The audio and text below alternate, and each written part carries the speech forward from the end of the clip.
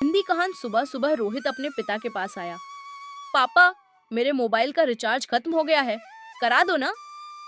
मोहनलाल अखबार से नजर उठाकर बोले, जब मैं तेरी उम्र का था तब सुबह उठकर पूजा करता था, खेत जाता था, और तुझे देखो, सुबह भगवान का नाम लेने की बजाय फोन लिए बैठा रहता है। आप नहीं समझोगे पापा, रोहित बोला। फोन चलाने में जो मजा है ना, वो किसी और चीज में नहीं। अरे नालायक, पिता झल्लाए। आधी परेशानियां तो पूजा पाठ से ही दूर हो जाती हैं। सुशीला बीच में बोली, आप भी उसे ज्यादा मत डांटिए, नाश्ता कर लीजिए पहले।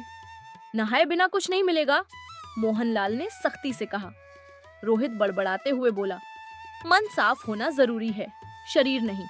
पिता गुस्से से बोले, तू जाकर कोई काम धंधा कर, कम से कम अपना खर्च तो उठा सके। पापा, मेरा खर्च ही कितना है, बस 2 वक्त की रोटी और मोबाइल का रिचार्ज। अब तो बोलने की हद कर दी तूने, पिता बोले। जब तक कुछ कमा कर नहीं लाएगा तब तक न खाना मिलेगा न रिचार्ज। ठीक है, चैलेंज स्वीकार, कहकर रोहित घर से निकल गया।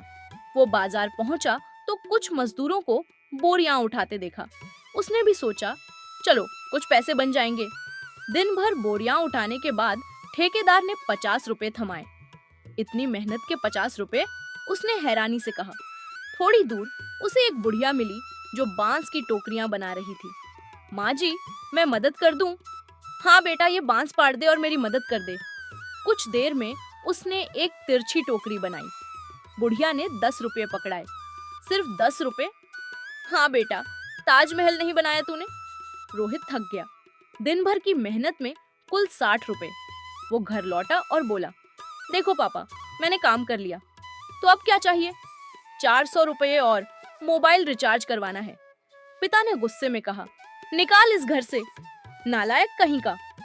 रोहित घर छोड़कर निकल गया। कुछ दिन उसने उधार लेकर कभी यहाँ कभी वहाँ खाकर गुजारा किया। एक दिन उसे पिता के पुराने दोस्त मिश्रा जी मिले। बेटा, तू खाली है तो मेरे दफ्तर में बैठने का काम कर ले। ठीक है, उसने हामी भर दी। शुरू में सब ठीक चला, पर जल्दी ही वो ऊब गया। इतना टाइपिंग करूं, चलो गेम खेल लेता हूँ। मिश्रा जी ने एक दिन पकड़ लिया। काम के समय गेम, निकल जा यहाँ से। अब तो पूरे गांव में उसकी बदनामी फैल गई। जो कभी उसे उधार देते थे अब पैसे मांगने लगे। हमारे पैसे लौटा, सब चिल्लाने लगे। घबराकर वो घर भागा और सोचा, पिताजी से मांगूं? नहीं, वो तो जान ले लेंगे। रात को उसकी नजर अलमारी पर पड़ी। माँ के सोने के कंगन चमक रहे थे। अगर एक कंगन गिरवी रख दूं तो सबका कर्ज चुका दूं, उसने मन ही मन कहा। उसने चुपचाप कंगन निकाल लिया और सुनार के पास गिरवी रख दिया। अगले दिन सबको पैसे लौटा दिए। सुबह माँ चीख पड़ी, अरे मेरा एक कंगन गायब है। पिता बोले, कहीं तेरे लाडले का तो काम नहीं? नहीं, वो चोरी नहीं कर सकता, माँ बोली। तभी रोहित आया। पिता ने पूछा, कहाँ था तू? वो घबरा गया। मैंने कुछ नहीं चुराया। किसने कहा कि तूने चुराया? फिर भी उसने सब कबूल कर लिया। पिता गुस्से से कांप उठे। तू सुधरेगा नहीं, माँ ने रोका। माफ कर दो इसे। इतने में पिता को सीने में दर्द हुआ और वो गिर पड़े। दोनों उन्हें अस्पताल ले गए। डॉक्टर बोला, हार्ट अटैक हुआ है, जल्द ऑपरेशन करना पड़ेगा। माँ बोली, मेरे सारे गहने गिरवी रख दो, बस तेरे पापा बच जाएं। रोहित ने गहने रखकर इलाज करवाया। डॉक्टर ने कहा, अभी तो खतरे से बाहर हैं, लेकिन 2 महीने में ऑपरेशन जरूरी है। वो नौकरी की तलाश में गांव-गांव गया, पर उसकी पुरानी उधारी की वजह से कोई मदद नहीं करता था। एक दिन दवा लेने गया तो दुकानदार बोला, लैपटॉप बंद हो गया है, बहुत नुकसान हो जाएगा। रोहित ने बैटरी निकालकर फिर लगाई। लैपटॉप चल पड़ा। अरे वाह, तुझे तो कंप्यूटर की समझ है। हाँ, थोड़ी बहुत पढ़ाई की थी। तुम मेरे साथ काम कर ले और तेरे पिताजी के इलाज के लिए जो चाहिए मैं दे दूंगा। रोहित को नौकरी मिल गई। उसने पिताजी का ऑपरेशन करवाया।